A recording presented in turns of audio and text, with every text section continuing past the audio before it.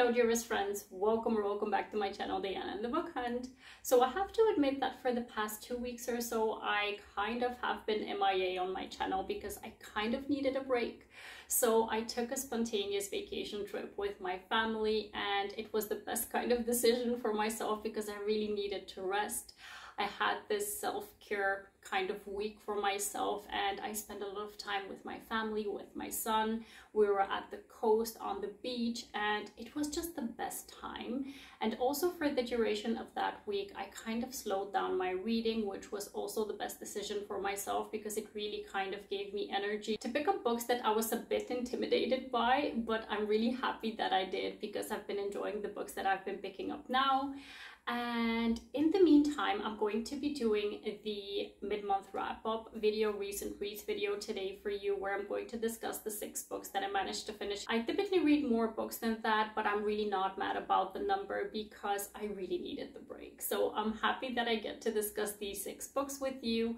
It's mostly new releases actually, or a couple of them are not, but some of them are, and some of them I really loved. One of them unfortunately was a disappointment, so I'm just going to get into the books right now so I can let you know all about them. So the first book that I managed to finish, I actually started in the month of June because of Pride Month, but because I already had started to slow down my reading at that time, I didn't manage to finish it in June. I finished it in July. The book is by Kacen, Callender, and it's called Stars in Your Eyes. It's a male-male romance that features 2 actors in Hollywood.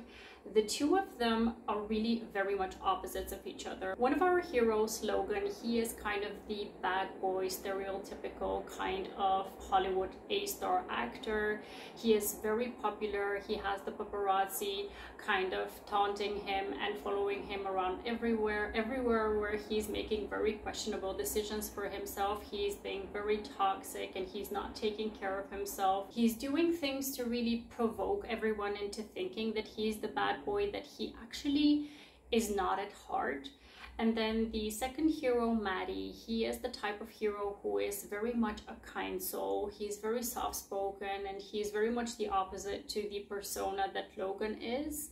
The 2 of them get cast for the same movie, and Logan, he makes a horrible remark about Maddie and his talent when they start filming, and that kind of made me think that I'm not going to enjoy the book very much at the start of the book.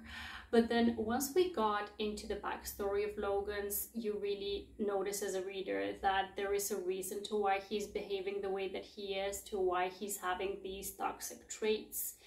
And it really does make sense. It starts to make sense. And then I really love the fact that he really redeemed himself in the end. And I really love that the 2 of them were such opposites, but really they were just good for each other. And also the fact that there was a fake dating relationship thrown into the mix. The production company for the movie thought it would be best that it would kind of get more hype if the 2 of them would date. So they had this fake dating arrangement that turned into a friends with benefits arrangement in the meantime. And obviously because Maddie is this kind and amazing kind of person, he falls for Logan. So it was a very impactful read. It was an emotional read. It was somehow romantic in the end and I really enjoyed it. I gave this one 4 stars. The next book that I managed to finish is the one that is a new release that was a bit of a disappointment. It's Reckless by Lauren Roberts. So this is the 2nd full-length novel within her Powerless series. She released Powerless last year, I think, and it really blew up everywhere on TikTok and Bookstagram and BookTube. That one I read recently and I really did enjoy it. I gave that one 4 stars. And then the one that came out after that is a short novella, and that one is called Powerful. I actually really enjoyed that one. I gave that one 4.5 stars. And then this one just recently released and unfortunately it was a miss for me. I did give it 3 stars because I don't know, I am invested in the series and I did have a few things that I really enjoyed, but I just had maybe different expectations of where the story would go and it just really, the pacing of it didn't really work for me. I obviously cannot go into too much detail about the content of the book because it's a 2nd book within a series, but essentially I just really thought that the book would go in a different direction. At the start, we had a really good kind of like a faster pace, but then the book really slowed down and I was really questioning where it's going. And then at some point I was looking at the percentage of how much I had finished of it.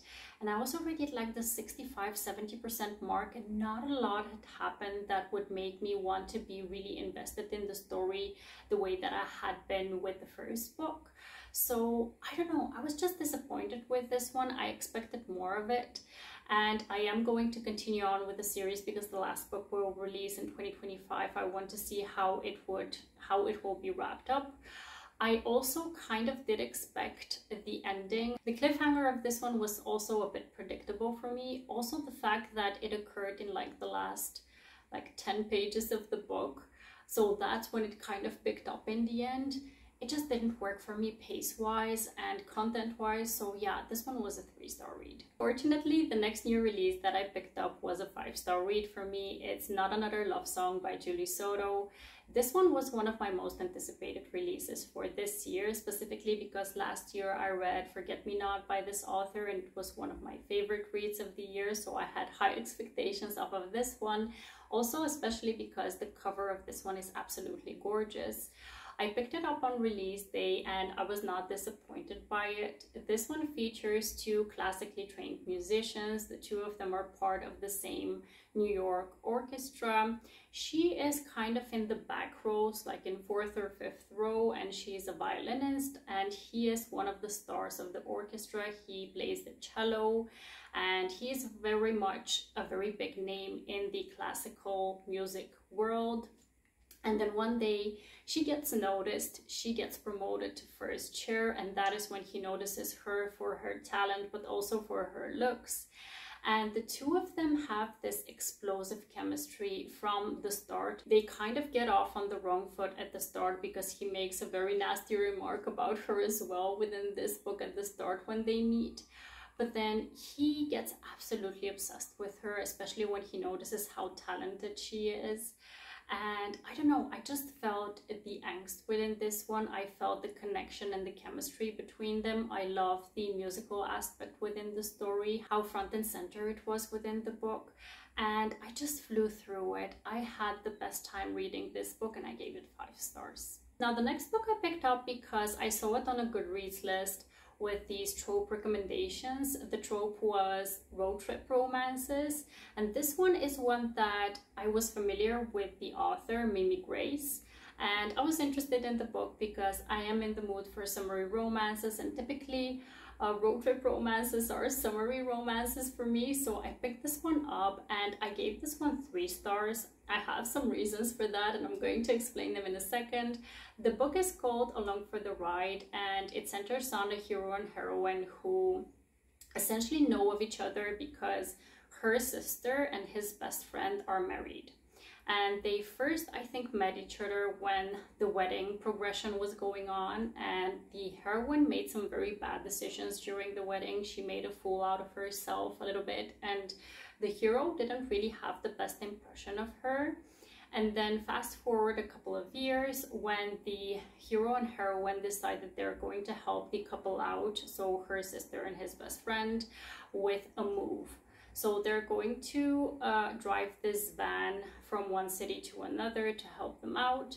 And essentially they don't really like each other. She kind of has this opinion that he unfairly judged her, and he has this kind of opinion of her because of the wedding and what she did. And it kind of sounded valid to me with what she did. So it was really weird to me that she had a grudge against him as well.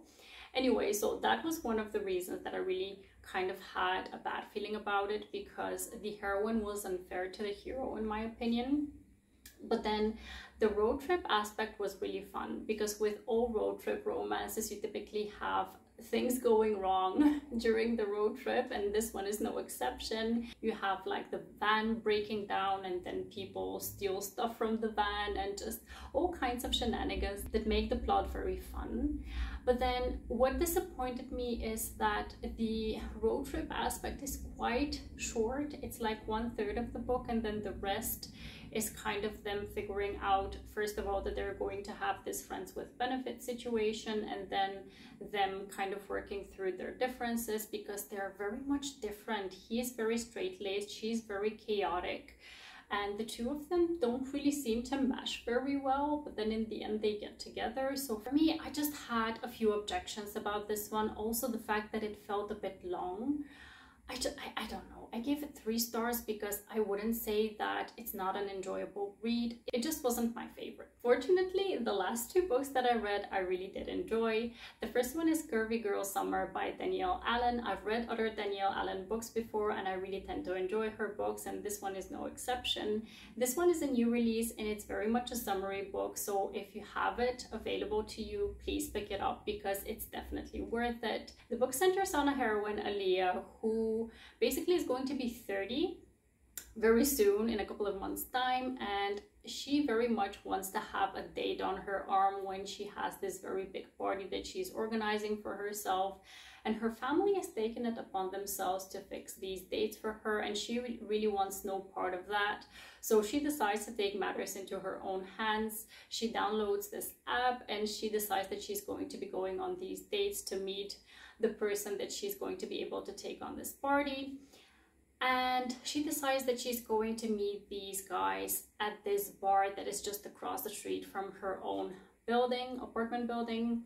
And that is when she meets the hero. He is the bartender at this bar. And on the first date, the day of the first date, when she gets there, the guy she's supposed to meet is very late. And the bartender is keeping an eye on her. He strikes up a conversation with her and he very quickly figures out what is going on. So he's like, I've got you. I'm going to be vetting those guys to see if they're good for you, and I'm going to be the buddy, like the wingman that you need. And with the progression of all these dates, they become friends. And with the banter that they share, it's very easy to notice that they also have a chemistry and connection together. But at the same time, Aaliyah figures out that the hero, Ahmad, he has a wedding band. So she's kind of wondering what is going on there. Like, is he flirting with her? Is the connection real or is it in her head? So there are certain conflicts that they need to overcome. And yeah, I really enjoyed this one. There was a miscommunication that I'm not sure that everyone would enjoy in the end of the book, but I think the friendship and the relationship that they build throughout the book is just so worth it that slight kind of thing within the book shouldn't make too much of a difference. I really enjoyed it and I gave it 4 stars. The last book really took me by surprise, I have to say, because I didn't really expect to enjoy it as much as I did. It is Summer Romance by Annabel Monaghan. This book centers on a heroine, Ali, who recently filed for divorce with her husband.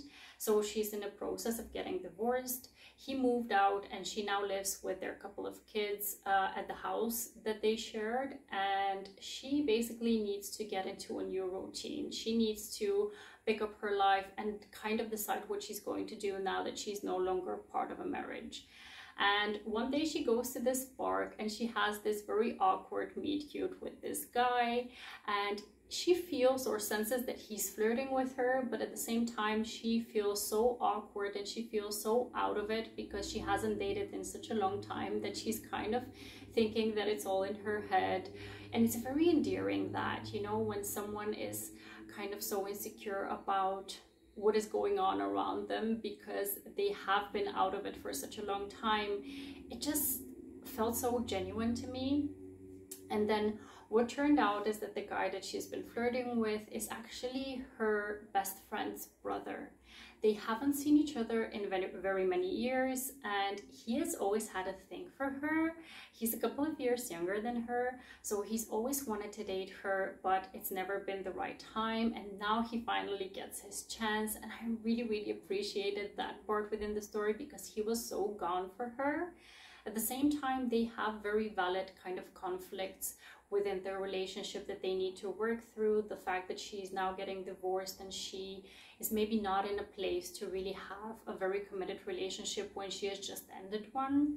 And then at the same time, he has valid reasons for kind of having objections to being in a committed relationship as well. While he does really want to be with her, at the same time he kind of needs to drop his life where he's living to move to where she is because she has kids, and does he want to do that? So it's kind of a very realistic scenario within like what you would see in a real life situation, and I really liked it. I really enjoyed it. I gave it 4 stars and I would definitely recommend it. So my friends, these were all the books that I managed to finish in the first part of July.